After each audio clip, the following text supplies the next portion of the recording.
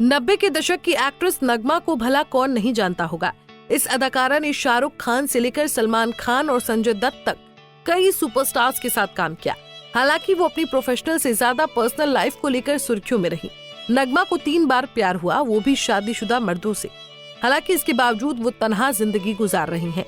नगमा ने सलमान खान के साथ बागी, ए रेबल फॉर लव से बॉलीवुड में डेब्यू किया था।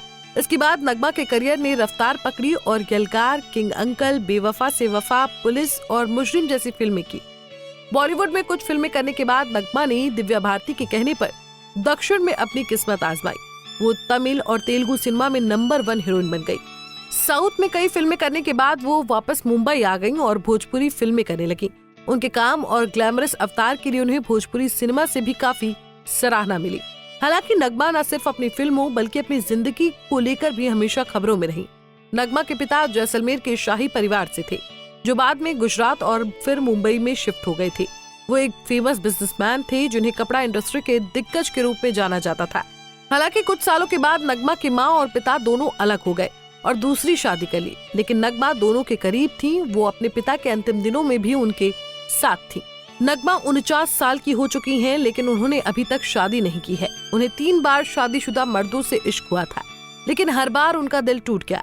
साल 2001 में नगमा पूर्व भारतीय क्रिकेट कप्तान सौरव गांगुली के साथ एक सीरियस रिलेशनशिप में थी, लेकिन उन्होंने इसे हमेशा सीक्रेट रखा। सौरभ पहले से शादीशुदा थे, यहाँ तक कि दोनों के आंध्र प्रदेश के एक मंदिर में गुपचुप तरीके से शादी करने के भी रूमर्स फैले थे, जिसे बाद में उन्होंने साफ इनकार कर दिया था। जब भी भारत कोई मैच हारता था तो लोग नगमा को ट्रोल करते थे। इसका असर दोनों के रिश्तों पर पड़ा। उन्होंने इसे खत्म करने का फैसला किया था। सौरव गांगुली से ब्रेकअप के बाद नगमा को south Indian actor Sharad Kumar से प्यार हो गया था। शरद कुमार की मुलाकात जब नगमा से हुई तो वो पहले से ही शादीशुदा थे। हालांकि उनका रिश्ता भी ज्यादा दिन नहीं चला। जैसे ही शरद की पत्नी को नगमा संग उनके अफेयर के बारे में पता चला, उन्होंने उन्हें छोड़ दिया और जल्द ही तलाक के लिए अर्जी दे दी। विवाद के बाद नगमा ने शरद से अलग होने का फैसला किया। शरद ने उन्हें जान से मारने की धमकियां देनी शुरू कर दी थी, जिसके कारण नगमा को साउथ में अपनी फिल्मी करियर को अलविदा कहने के लिए मजबूर होना पड़ा था। इसके बाद नगमा ने भोजपुरी फिल्मों में अपनी किस्मत आजमाने का फैसला किया। उन्होंने भोजपुरी सुपरस्टार रवि किशन के साथ कई फिल्मों में काम किया। इस बार फिर वो शादीशुदा रवि किशन के प्यार में पड़ गई, लेकिन फर्क सिर्फ इतना था कि रवि की पत्नी को उनके एक्स्ट्रा मैरिटल अफेयर से कोई दिक्कत नहीं थी। हालांकि नगमा ने कभी भी भोजपुरी स्टार के साथ अपने रिश्ते को स्वीकार नहीं किया। कई अफेयर के बाद भी नगमा प्यार के मामले में बदकिस्मत निकली। वो आज भी अकेले ही जिंदगी गुजार रही हैं।